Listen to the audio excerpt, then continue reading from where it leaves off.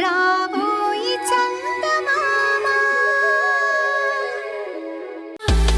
ఈ పని నేనెప్పుడో చేసుండేదాన్ని కదే. ఇన్ని రోజులు భరత్ కోసం ఎదురు చూడాల్సిన పనుండేది కాదు. పోనీలే, ఇప్పటికైనా నేను అనుకుంది నెరవేరుతుంది.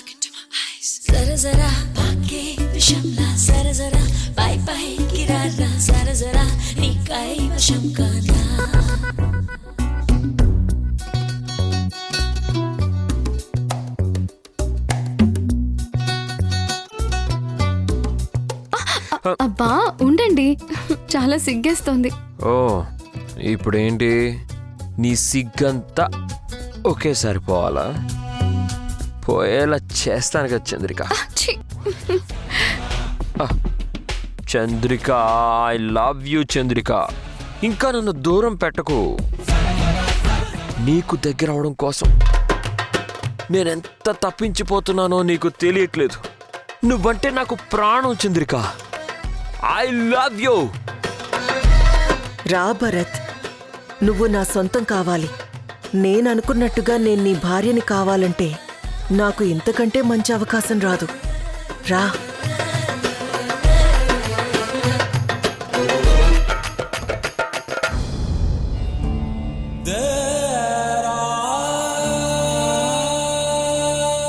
చంద్రిక, ఏంటిది? ఏంటి వైశాలి? ఏంటి అంత తాపిగా అడుగుతున్నావేంటి? అసలు నువ్వు ఇలా ఎలా చేయగలుగుతున్నావు? కట్టుకున్న భర్తని పరాయాడు దాని దగ్గరికి పంపించడానికి నీకు అసలు మనసులో వచ్చింది? అసలు నీకు బాధ అనిపించట్లేదా? నీ భర్తని మరో ఆడది షేర్ చేసుకుంటుంటే కొంచెమన్నా ఫీలింగ్ లేదా? ఇందులో నేను ఫీల్ అవ్వాల్సిందేముంది వైశాలి? నేనే కావాలని నా భర్తని ఆ గదిలోకి పంపించాను. అసలు నువ్వు అలా ఎలా మాట్లాడగలుగుతున్నావు చంద్రిక? భరత్ గారికి నువ్వంటే ఎంత ఇష్టం? నువ్వు భరత్ గారిని ఎంత ప్రేమించావు? తన కోసం ప్రాణాలైనా ఇవ్వటానికి సిద్ధపడ్డ నువ్వు నీ భర్తని ఇంకో ఆడదానికి ఎలా షేర్ చేయగలుగుతున్నావు? నీకు తెలుసు కదా వైశాలి, ఆయనతో కలిసి బ్రతకటం అనేది నాకు జరగని పని. అందుకే ఆయన్ని ప్రేమించే మనిషిని దగ్గర చేయటం కోసమే ఈ పని చేస్తున్నాను. నువ్వెవడ త్యాగం చేస్తున్నాను అనుకుంటున్నావా? నువ్వు చేస్తుంది త్యాగం కాదు. నీ జీవితాన్ని చేతులారా నువ్వే నాశనం చేసుకుంటున్నావు. చూడు చంద్రిక, నువ్వు ఆవేశంలో ఇలాంటి నిర్ణయాలు తీసుకుంటున్నావు. పద, వెళ్ళి అర్జెంట్ గా భరత్ గారిని బయటికి తీసుకునిరా. వాళ్ళిద్దరు కలవకుండా ఆపు. ఒక్కసారి శారీరకంగా వాళ్ళు కలిశారంటే ఇక జీవితంలో మళ్ళీ నువ్వు భరత్ గారికి దగ్గర కాలేవు. తన నుంచి నువ్వు శాశ్వతంగా విడిపోవాల్సి వస్తుంది. నేను కోరుకుంటుంది కూడా అదే కదా. ఇంకా చాలు చంద్రిక, నీ పిచ్చి మాటలు ఇంతటితో ఆపేశాయి. నువ్వు నా మీదున్న ప్రేమతోటి అభిమానంతోటి ఇలా మాట్లాడుతున్నావే కానీ ఒక్కసారి నా ప్లేస్లో ఉండి ఆలోచించు వైశాలి. నాకు ఇలా చేయటం తప్పనిపించడం లేదు. ఎందుకంటే నాకు వేరే హోప్ లేదు. నేను దూరమైనా భరత్ గారిని నాకంటే బాగా చూసుకోగలిగేది ఒక్క రుద్రాని మాత్రమే. అందుకే అంతా ఆలోచించి వాళ్ళిద్దరినీ దగ్గర చేస్తున్నాను. చూడు, నువ్వొక పిచ్చిలో ఉన్నావు. నీకెంత చెప్పినా అర్థం కావట్లేదు. నీతో నేను తర్వాత మాట్లాడతాను. ఇప్పుడు మాత్రం వాళ్ళని ఎట్టి పరిస్థితుల్లోనూ కలవనివ్వను. వైశాలి ఆగు, నా మాట విను. నువ్వే నా మాట విను. దయచేసి నా జోలికి మాత్రం రాకు. నువ్వు ఎందుకు వాళ్ళిద్దరినీ కలపాలనుకుంటున్నావో నాకు అనవసరం. నేను మాత్రం చూస్తూ చూస్తూ రుద్రాణిని భరత్ని మాత్రం కలవనివ్వను. వైశాలి, వైశాలి!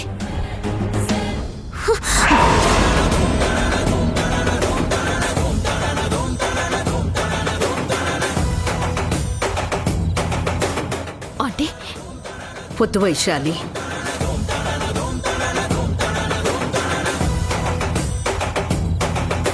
అది కాదంటే లోపల. నాకంతా తెలుసు వైశాలి, దయచేసి డిస్టర్బ్ చేయకు. ఏం మాట్లాడుతున్నారా ఆంటీ? అటు చూస్తే చంద్రిక అలా మాట్లాడుతుంది, ఇక్కడ మీరు వీళ్ళకి సపోర్ట్ చేస్తున్నారు. ఇది కరెక్ట్ కాదా ఆంటీ? ఇప్పుడు మీరు చేస్తున్న పనికి తర్వాత చాలా బాధపడాల్సి వస్తుంది. వైశాలి, ఇలా రా.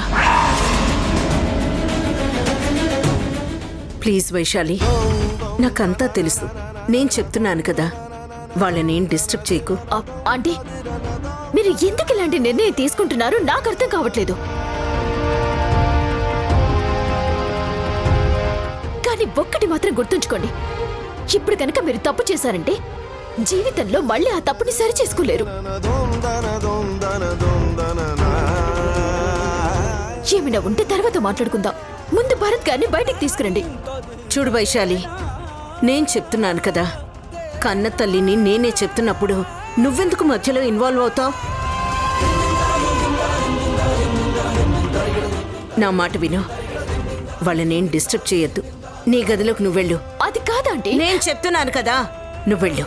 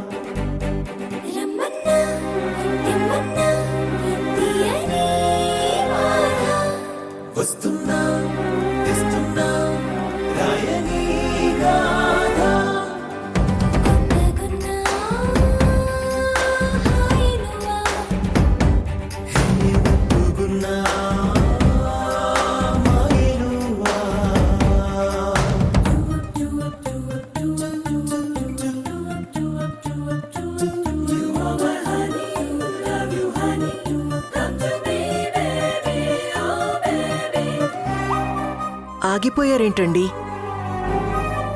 నేను కావాలని దగ్గరకొచ్చారు కదా. రండి. చంద్రిక, నువ్వు లేని జీవితాన్ని నేను అస్సలు ఊహించుకోలేను. ప్రతి క్షణం నువ్వు నా పక్కనే ఉండాలి. నీతో కలిసి జీవితంలో ఉన్న ఆనందాన్నంతా పంచుకోవాలి. I love you Chandrika. I love you so much. Chandrika Chandrika Chandrika, పొద్దస్తమానం ఆ చంద్రికనే తలుచుకుంటాం. భరత్, ఎందుకురా నీకదంటే అంత ప్రేమ? నీకోసం నేను పిచ్చిదాన్లా వెంటపడుతుంటే నా మీద నీకు రవ్వంతైనా ప్రేమ లేదా? ఇంకా ఇంత మత్తులో కూడా నువ్వు ఆ చంద్రికనే కలవరిస్తున్నావు. నీ కంటికి నేను చంద్రికలా కనిపిస్తున్నానని నాకు అర్థం అవుతుంది భరత్. కానీ నాకు ఇంతకంటే వేరే అవకాశం దొరకదు. నీ జీవితంలో చంద్రికను లేకుండా చేస్తాను. మనసుకి బాధ కలుగుతున్నా ఈ అవకాశాన్ని మాత్రం నేను వదులుకోను భరత్.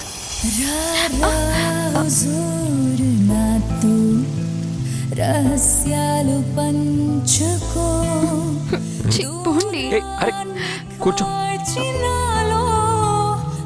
ఇలా ఆశ పెట్టి దూరం చేయడం కరెక్ట్ కాదు. నీకోసం నేనొస్తే ఇలా దూరంగా నెట్టేస్తావేంటి?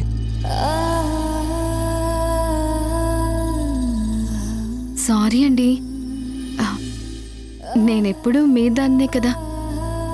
మీకు దూరంగా నేను ఎందుకు వెళ్ళిపోతాను? మీకు ఆనందాన్ని ఇవ్వటమే భార్యగా నా ధర్మం అండి.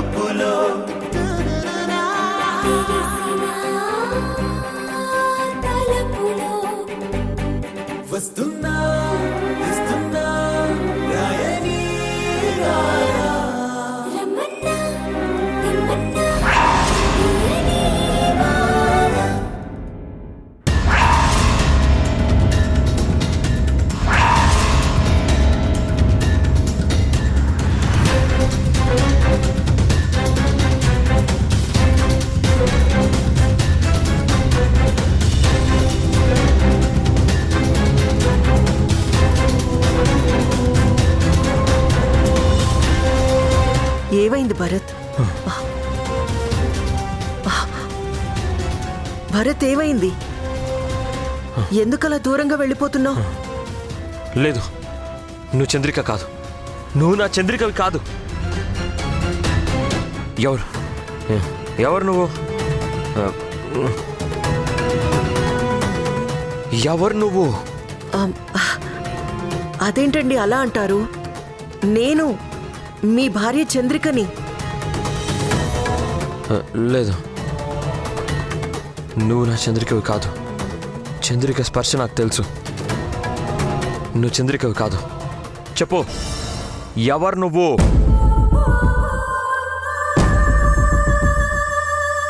భరత్, నువ్వు చంద్రిక స్పర్శని కూడా గుర్తుపెట్టుకున్నావంటే నీకదంటే ఎంత ప్రేమరా. ఎవరు నువ్వు? మౌనికవా? రుద్రాణివా? ఏమండి, మీరు నన్ను అనుమానించడం ఏం బాలేదండి. నేను మీ చంద్రికనండి. అసలు నేను మీకోసమే వస్తే మీరు నన్ను ఇలా అవమానిస్తూ దూరం చేస్తారా? నా కంటికి నువ్వు చంద్రికలా కనిపిస్తున్నావు కానీ నువ్వు మాత్రం చంద్రికవి కావు. నువ్వు చంద్రిక కాదు అన్న విషయం నీ స్పర్శ నాకు చెప్తుంది. నువ్వు ఎవ్వరు?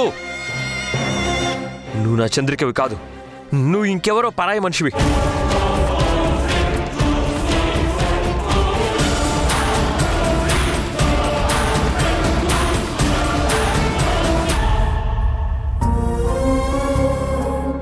అమ్మా, ఈ రోజుతో మీ నాన్నకి నాకు మధ్య ఉన్న సంబంధం తెగిపోతుంది. రేపటి నుంచి మీ నాన్న ఆ రుద్రానికే సొంతం అయిపోతారు. నాకు అన్యాయం చేసినందుకు మీ నాన్నతో గొడవపడి నేను మీ నాన్నకి దూరం కాబోతున్నాను. మీ నాన్నకొక్కదానికే కాదు, నీకు కూడా దూరం కాబోతున్నాను. మరి కొద్ది రోజుల్లో ఈ ప్రపంచానికే దూరం కాబోతున్నాను. నాకింతకన్నా వేరే దారి దొరకలేదమ్మా. నేను చూసుకోవడానికి మీ నాన్న ముందు వైశాలి ఉంది. కానీ మీ నాన్న పరిస్థితి ఏంటి? నేను దూరం అయిపోతే, నేను ప్రాణాలతో లేకుండా పోతే ఈ ప్రపంచమంతా ఆయనకి శూన్యమైపోతుంది. ఆయన కన్నీళ్లు పెట్టుకుంటే బాధపడేవాళ్లు తప్ప ఆ కన్నీళ్లని తుడిచి ఆయన్ని ఓదార్చేవాళ్లు ఎవ్వరూ ఉండరు. ఎందుకంటే ఈ ప్రపంచంలో ఎవరి ఓదార్పు ఆయన బాధని తీర్చలేదు. అందుకే ఆయన్ని రుద్రానికి దగ్గర చేస్తున్నాను. రుద్రాణి మీ నాన్న జీవితంలోకి వస్తే తను నాకన్నా బాగా చూసుకుంటుంది. నేను పోయినందుకు ముందు బాధపడ్డా, ఆ తర్వాత రుద్రాణి చూపించే ప్రేమలో ఆయన తొందరలోనే తిరిగి మామూలు మనిషి అయిపోతారు. ఆ నమ్మకం నాకుంది. అందుకే నా చేతులతో ఆ మందు కలిపిచ్చి మీ నాన్నని మత్తులో ఉండేలా చేశాను. అయిపోయిందమ్మా. ఈ రోజుతో నాకు మీ నాన్నకి ఉన్న అనుబంధం దూరం కాబోతోంది. ఎందుకు ఏడుస్తున్నావు చంద్రిక? నీకసలు ఏడవడానికి కూడా అర్హత లేదు. అలాంటి దానివి ఎందుకు కన్నీళ్లు పెట్టుకుంటున్నావు? నీ భర్త నీకు దూరం అవుతాడనా? నీ స్థానంలో రుద్రాణి రాబోతుందనా? నువ్వు తప్పు చేస్తున్నావని ఎన్నిసార్లు చెప్పినా కాని వినకుండా మూర్ఖంగా ప్రవర్తించావు. ఇప్పుడిక్కడ కూర్చొని కన్నీళ్లు పెట్టుకుంటున్నావు. ఏంటి చంద్రిక, అసలు ఎందుకు ఇలా చేస్తున్నావు? ఇప్పటికైనా చెప్పు. నీకంటే ఈ పసిబిడ్డ నయం. తన మనసుకు నచ్చకపోతే చేతులు చాపి రమ్మని పిలిచినా వెళ్ళదు. బోరున ఏడ్చేస్తుంది. నువ్వంటే నాకిష్టం లేదని తన ఏడుపుతోనైనా చెప్తుంది. కానీ నువ్వలా కాదు. మొహం మీద నవ్వుని పులుముకుంటూ లోపల ఏడ్చేసి కుమిలిపోతున్నావు. ఎందుకు చంద్రిక? ఎందుకింత ఆత్మద్రోహం చేసుకుంటున్నావు? అలాంటిదేం లేదు వైశాలి. అనవసరంగా నువ్వేదేదో ఊహించుకుంటున్నావు. నేనంతా ఆలోచించే చేశాను. ఎలా ఆలోచించినా రుద్రాణియే ఆయనకి సరైన జోడి. ఆయన్ని కంటికి రెప్పలా కాపాడుకోవాలంటే దానికి రుద్రాణియే కరెక్ట్. మరి నువ్వు? నేనేంటో నా స్థానం ఏంటో నీకు తెలుసు కదా. నాలాంటి నష్టజాతకురాలు ఆయన జీవితంలో ఉండకూడదు. నా వల్ల ఆయన ఇప్పటి వరకు పడ్డ కష్టాలు చాలు వైశాలి. ఇక ముందు ముందు ఆ కష్టాలు పడ్డ నాకు ఇష్టం లేదు. ఎవరు చెప్పారు? నీ జాతకం బాగోలేదని ఎవరో ఏదో చెప్తే దాన్ని నమ్మి నువ్వు ఇలాంటి పనులు చేయటం ఏమన్నా న్యాయంగా ఉందా? నీ భర్త కోసం కాదు, ఇదిగో ఈ పసిబిడ్డ మోహన్ చూసి చెప్పు. ఈ బిడ్డని భూమి మీదకి తీసుకురానిచ్చే ముందు నువ్వు ఎన్ని కష్టాలు పడ్డావో, ఎన్ని పోరాటాలు చేశావో మర్చిపోయావా? ఈ బిడ్డకి తండ్రి ఎవరు అనే విషయాన్ని ఈ ప్రపంచానికి తెలియజేయటం కోసం సీతమ్మ వారు అగ్ని ప్రవేశం చేసినంత పని చేశావు. ఇంత దూరం పోరాడుకుంటూ వచ్చి ఈ రోజు నీ భర్తని నీ చేతులారా ఇంకొకరికి అప్పగిస్తూ ఇక్కడ కన్నీళ్లు పెట్టుకుంటున్నావంటే నిన్ను ఏమనాలి చంద్రిక? గుర్తుపెట్టుకో చంద్రిక, నువ్వు చేస్తున్న పని వల్ల కేవలం నీ జీవితం మాత్రమే కాదు, ఇదిగో ఈ పసిబిడ్డ జీవితాన్ని కూడా నువ్వు నాశనం చేస్తున్నావు. నీ లైఫ్ ని నువ్వు స్పాయిల్ చేసుకోవటానికి నీకు అధికారం ఉందేమో, కానీ ఈ పసిబిడ్డ జీవితాన్ని నాశనం చేయటానికి నీకు ఏ అధికారం లేదు చంద్రిక.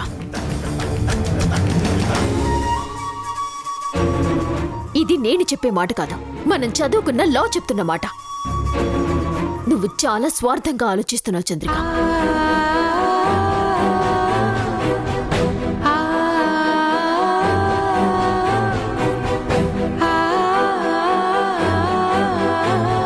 చూసావా తల్లి, నీ జీవితం నేను నాశనం చేస్తున్నానంట. నీ జీవితం, మీ నాన్న జీవితం నా చావుతో ఆగిపోకూడదనే ఇదంతా చేస్తున్నాను. కానీ ఈ విషయం ఎవరికీ తెలియదు కదమ్మా. కనీసం పెరిగి పెద్దయిన తర్వాతైనా నువ్వు ఈ అమ్మని అర్థం చేసుకుంటే అంతే చాలు.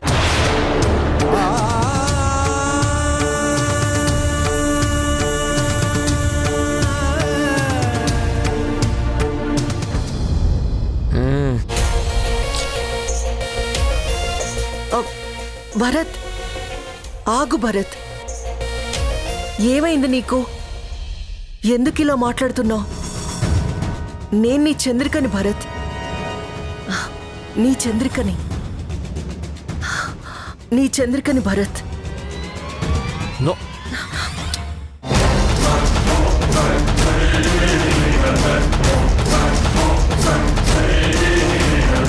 లేదు, నువ్వు ఖచ్చితంగా చంద్రికవి కాదు. తన స్పర్శ, తన శ్వాస అన్నిటినీ నేను గుర్తుపడతాను. నువ్వు మాత్రం చంద్రికవి కాదు. నువ్వు నన్ను మోసం చేయలేవు. భరత్,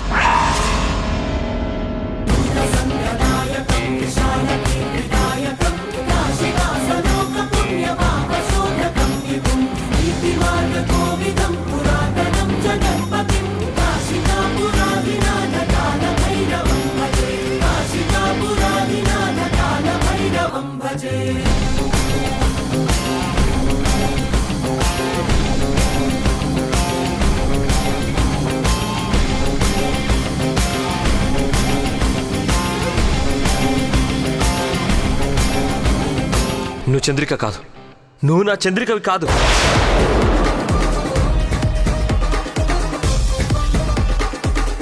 ఏ మేడం, ఇప్పుడు చాలా హ్యాపీగా ఉందా?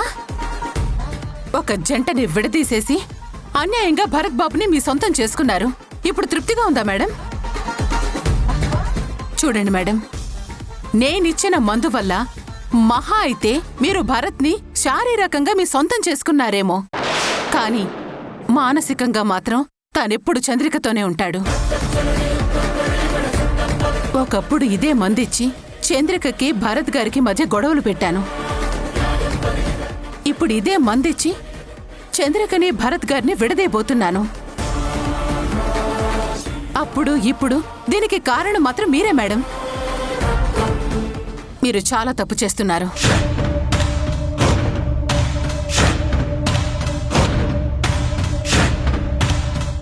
ఏం మాట్లాడరేంటి? చేసిన పనికి ఆనందంతో పొంగిపోతున్నారా? అదేంటి మేడం, అసలు మీరు ఇలా ఉన్నారేంటి? మీరు అనుకున్నది సాధించారు కదా, ఇంకా కళ్ళల్లో కన్నీళ్ళెందుకు? మీరనుకున్నట్టే భరత్ని మోసం చేసి మరీ సొంతం చేసుకున్నారు కదా. చంద్రికని శాశ్వతంగా దూరం చేస్తున్నారు. ఇక ఇంతకంటే ఇంకేం కావాలి? ఇప్పుడు ఏడవలసింది చంద్రిక కానీ మీరు కాదు కదా. ఎందుకు ఆ కన్నీళ్ళు?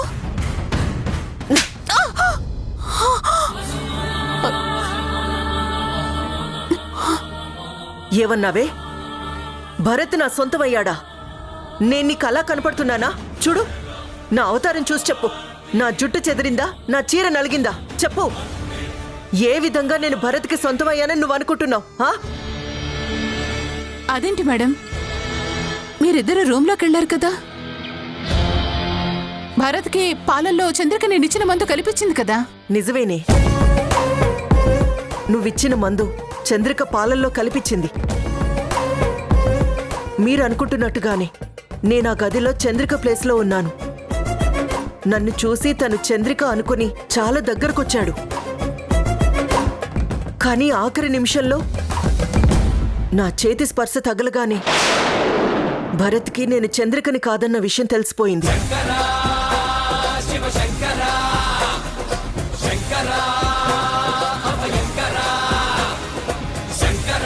వాళ్ళిద్దరి కలయిక వల్ల ఒక ఉపద్రవం రాబోతోంది. ఈ ఇంట్లో ఏదో అరిష్టం జరగబోతోంది. వాళ్ళ జీవితాల్లో ఇద్దరూ కలిసి ఉండే యోగం లేదు వైశాలి. ఏదన్నా జరగకూడదు జరిగితే జీవితాంతం బాధపడాల్సి వస్తుంది.